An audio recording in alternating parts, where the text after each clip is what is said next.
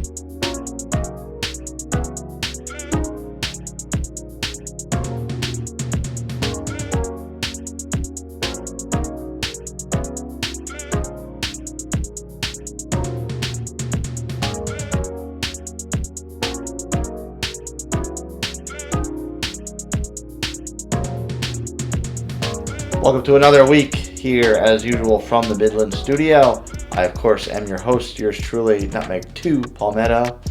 And we've got an interesting one here. It's a fruited sour. I didn't realize this was a fruited sour, actually, when I got it in a Secret Santa exchange that I participated in from Common Man Brew Review that he administered. He does a couple of those a year. And I looked at this and I requested a lot of sours in this package, but I didn't really get any up to this one, so I kind of didn't totally examine the cans, and I just looked at it. I saw blood orange, and blood orange to me, I think IPA or ale right away, so I kind of just completely glassed over that it was fruited sour, so I'm excited. I was like, I got something I actually asked for, yes. As always, fruited sours, there's a lot of these on the channel because I happen to like this style a lot. So if you want to check out the other fruited sours I've reviewed, work your way on down to the comments. The first comment pinned is always a link to the playlist of the style that I am reviewing in this video, of all the other iterations of that style from other breweries that I've done in the past. So if you like what I have to say about the fruited sour, click on that link and you'll see all the other fruited sours I've done. So Canned Heat Craft Beer Company. This is a very soft 5.3 alcohol by volume, brewed and canned by Canned Heat in Fall River, Massachusetts.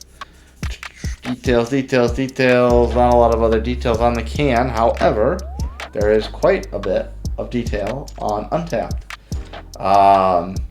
Likewise, also states the ABV at 5.3. No IBU. That's not too big of a surprise because it is a sour after all. Not a lot of check-ins. Only 74. If you remember last week with that Everglades ale that was by bait and tackle shop, that had more check-ins than this. This is like a full-fledged brewery. Now I don't know how big they are. Maybe they're kind of small, but they got pretty decent can art. I mean, it's very carnival looking.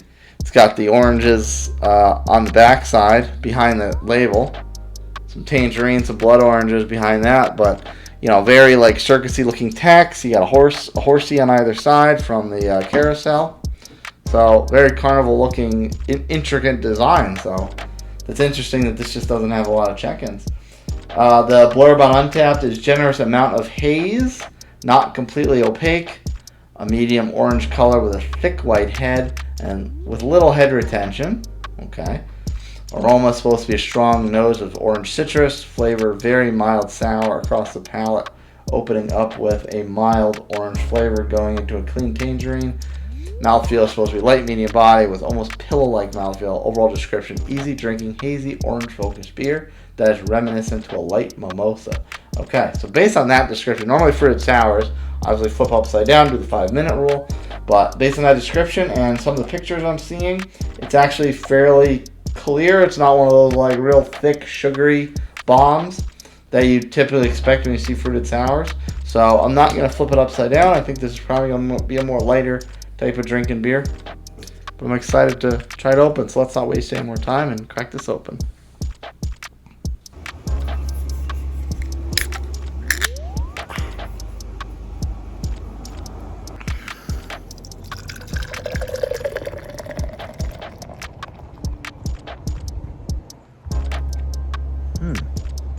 Top this off. Now, that doesn't necessarily look like a fruited sour, so I kind of get why they wrote the description in such a way that to kind of make it seem like it was more like a traditional beer than a sour. And maybe it's because I'm team hard pour, but it said like it did say thick white head with little head retention, but you know, I poured this and I was outside and it's kind of hanging around. It's a good inch head still on that. Nice and creamy. Color is very, very clear. So again, I'm pretty justified in my decision not to flip it upside down and let it settle, that sort of thing. It's funny, I got a lot more stronger orange aroma when I poured it. It's still there a little bit, but very, very faint. Very faint, very subtle.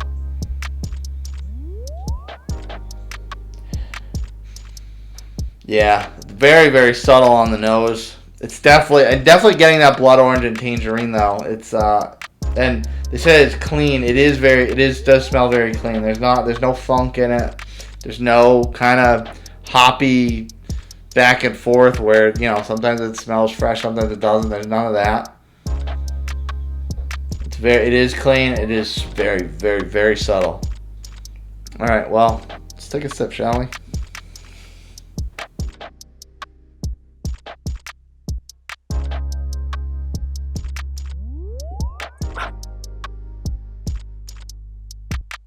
That were all right. Now there is absolutely zero mistaking this for a sour. It comes up front. It's very crisp, pretty clean. You get a little bit of an orange note. But that doesn't last very long, and it settles in very, very sour. It's not quite pucker sour, but for those that are sensitive to that sort of thing when drinking this style, they probably will pucker up. Looking at you, Wayne's Beer Delivery. Yeah, this one definitely has a very sour palate. It kind of starts to dissipate a little bit towards the finish, so you're not really left with anything pithy or offensive or anything like that. But it does have a very prominent sour flavor, and opening up, yeah, very mild sour. I mean, to me, yes, that's fair, because to me it doesn't make me pucker. So to me, I could categorize this as a mild sour. And it does open up. They say open up with mild orange flavor. That's 100% true. Going into clean tangerine, that's 100% true. It does have a lot of that orange up front, and then it kind of mellows out. But it's definitely sour. To me, that's accurate saying mild. But again, if you're someone that is more sensitive to sour beers, you probably won't think this is very mild. It definitely has a very strong sour note in the middle of the palate. Hangs around for a while, eventually goes away. Doesn't linger, doesn't leave a nasty aftertaste, but it definitely hangs around present for a while. When you swallow the sip, it'll kind of go off and do its thing. That's not too bad though. I'm okay with that. It's weird because blood orange to me is something that's a little bit, I don't want to say polarizing. Polarizing is the word. It's a little polarizing. Made people rave about blood orange. They love blood orange. Sugar Creek, which is a huge brewery out of Charlotte, they make the Big O, and that's a very very popular, highly present blood orange type of IPA. And to me, like, I tried that and it didn't sit in my palate right. So whenever I see a beer with blood orange on, I'm like, I don't know, you know. So, but this one was very mild and pleasant. Now maybe it's because of the sour on IPA. Maybe to my personal palate, the blood orange and hops don't work together. It's possible, you know. Maybe my palate just doesn't like the relationship they have with each other. Could be a thing. If you liked what I said about this fruited sour, again, work your way down to the comments. Click that link to the playlist for all of my other fruited sour reviews. And if you like what you saw from me, smash that like button, subscribe to my channel, and hit that notification bell so exactly when my videos drop, my reviews release right on time. And if you want to recommend a beer to me, or maybe even send me a beer, go ahead and email me, nutmeg2palmetto@gmail.com. It's as easy as that. We'll sort out all the fine details. And if you want any other nonsense and insanity from me, follow me on my social media channels, TikTok and Instagram, @nutmeg2palmetto. This is not too bad. Good way to start the week. Cheers, folks. I'll see you next time.